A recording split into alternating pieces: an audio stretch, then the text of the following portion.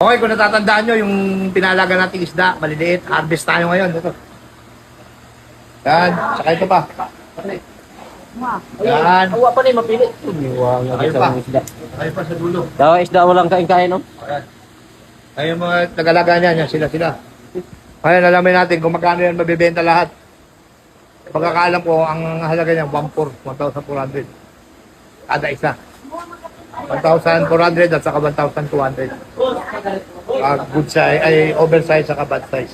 Okay, bumenta tayo ng 321,000 at saka 111,000. Bumenta tayo na yung isda natin lahat na pinakita nyo. Bumenta ng 432,000. Ang capital ko doon, 250,000. Etong 432, hatiin namin. So, ready na.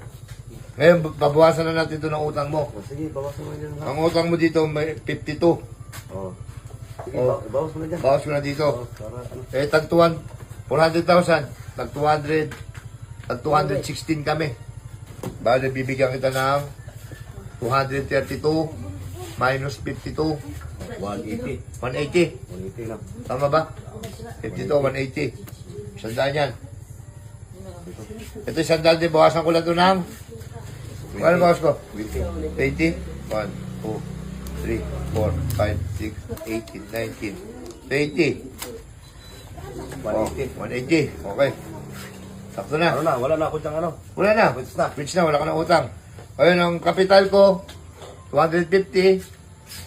Ang hinati natin, tag 216 lang. Oo, 26. Bali, ano pa po, lugi pa ako ng ano, ng 34,000 pa lugi ko. Pero marami pang isda, ilan pa yung natira? Oo, may 150 pa. Oo, 150 pieces pa yung natirang isda. Eh baka pag, kailan mabibenta yun ulit? Kaya sa mga January, pwede na yun. January. Oo, January. Kumita ka naman. Oo, kumita rin ng, Oo. hindi rin gano'n. Ano, pinalaga ko sa kanya, ako na nagkapital, siya nagpakain, siya nagdidiskarte ng kung paano niya papakainin yung isda. Yun ang kinita niya.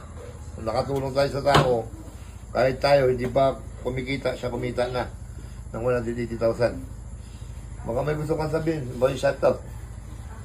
Wala lang, wala lang kay... Hindi na lang ako mag-chat. Hindi na lang ako mag-chat ako. Hindi mo chat out. Hindi na lang. Basta paldo ka na. Ay, ano gagawin mo sa pera ngayon? Ay, ano ko na to, i-negosyo ko. Pag-isipan ko muna kung anong klaseng negosyo yung ano ko. Tama. Pwede ka rin magsarili. Magsarili ka na, bili ka ng islang maliliit, malaki niya. Oo, pag-isipan ko muna pa. Mga bangka, hindi ka bili. Yan, magbili siguro ako ng bangka. Kahit kung maliit lang.